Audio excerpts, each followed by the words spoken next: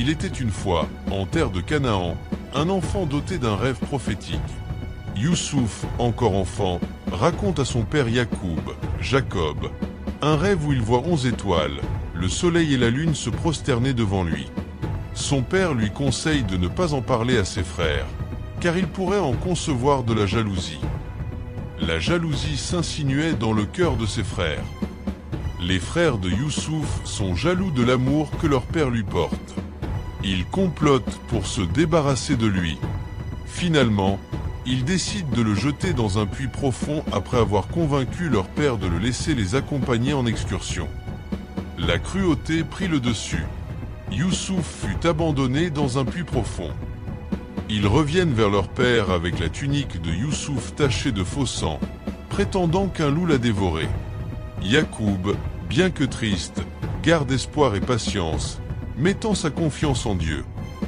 Vendu comme esclave, le destin de Youssouf prit un tournant inattendu. Youssouf est sauvé du puits par une caravane de marchands qui le vendent comme esclave en Égypte. Il est acheté par un haut fonctionnaire, Al-Aziz, dont la femme, Ouleka, tente plus tard de le séduire. La tentation frappa à sa porte, mais Youssouf resta fidèle à sa foi. Youssouf refuse les avances de Zuleka, restant fidèle à sa foi. Elle l'accuse à tort, et malgré son innocence prouvée, il est emprisonné pour protéger l'honneur de la famille d'Al-Aziz. Même en prison, le don de Youssouf illuminait les âmes perdues.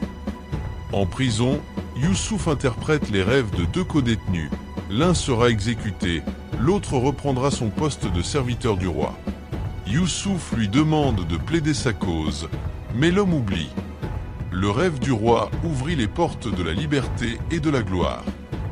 Des années plus tard, le roi d'Égypte fait un rêve mystérieux que personne ne peut interpréter. Le serviteur se souvient alors de Youssouf.